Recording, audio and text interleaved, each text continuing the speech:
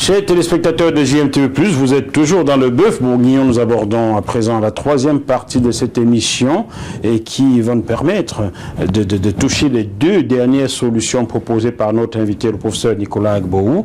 Nous avons déjà évoqué la création de la monnaie unitaire africaine. Nous avons évoqué la convertibilité de cette monnaie-là, le mécanisme, les stratégies pour y arriver. Nous allons maintenant aborder, professeur, rebonjour déjà. Rebonjour. Nous allons parler de la deuxième solution, l'industrialisation de l'État fédéral africain. Qui est la troisième solution. Et pour terminer, de la résurgence du passé glorieux de l'Afrique, de l'éducation anthropologique. Ok. Alors, professeur Nicolas Agbohou, comment peut-on aujourd'hui, avec cette monnaie unique, industrialiser l'Afrique? Bien. Donc, nous disons... nous nous sommes donné les moyens objectifs, c'est-à-dire on a notre propre argent. C'est nous qui allons créer désormais notre propre argent. On n'a pas besoin de la vadrouille féminine ni de la Banque mondiale, on ne dépendra de personne. Maintenant, avec notre argent, qu'est-ce que nous allons faire? Eh bien, nous allons industrialiser les économies africaines. Ici, pour parler plus simplement, ça veut dire nous allons transformer sur le plan local, c'est-à-dire en Afrique, nous allons transformer toutes nos matières premières, agricoles, minières, minérales et énergétiques en des produits finis qui génèrent les richesses qu'on appelle les valeurs ajoutées, lesquelles les valeurs ajoutées éliminent la pauvreté.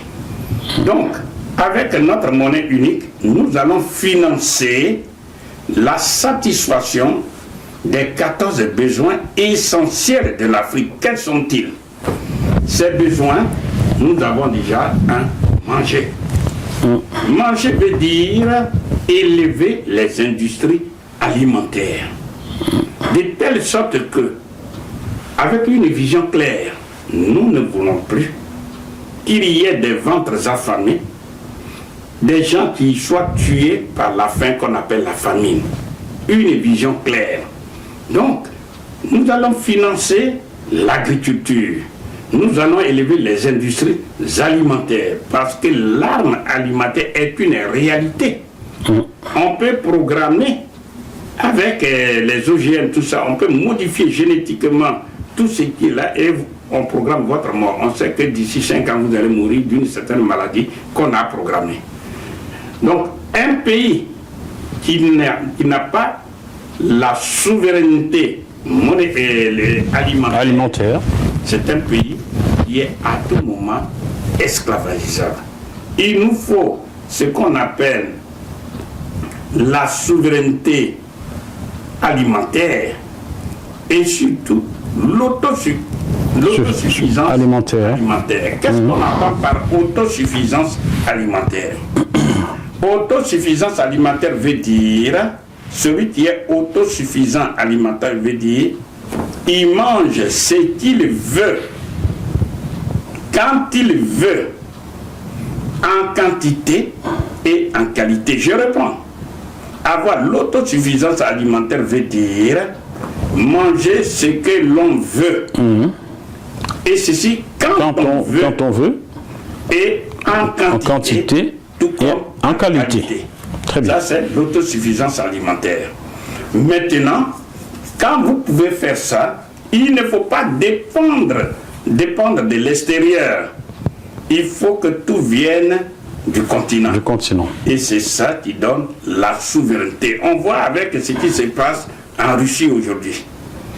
Aujourd'hui, il y a des pays qui dépendent étroitement du blé de la Russie. Ou de l'Ukraine. De la Russie ou de l'Ukraine. Mais une fois ces deux pays bloquent le blé, c'est fini. C'est fini. Donc, aux Africains et aux Africains seuls de comprendre que aujourd'hui, nous sommes 1 milliard 200 ou 300 millions de personnes. D'ici quelques années, en 2005, nous serons 2 milliards. L'Afrique a tout ce qu'il faut pour se nourrir. Pourquoi? Parce que l'Afrique seule possède 62% des terres arables, c'est-à-dire les meilleures terres pour l'agriculture. qu'est-ce qu'il faut? Il faut simplement financer l'agriculture. Tout à fait. Financer veut dire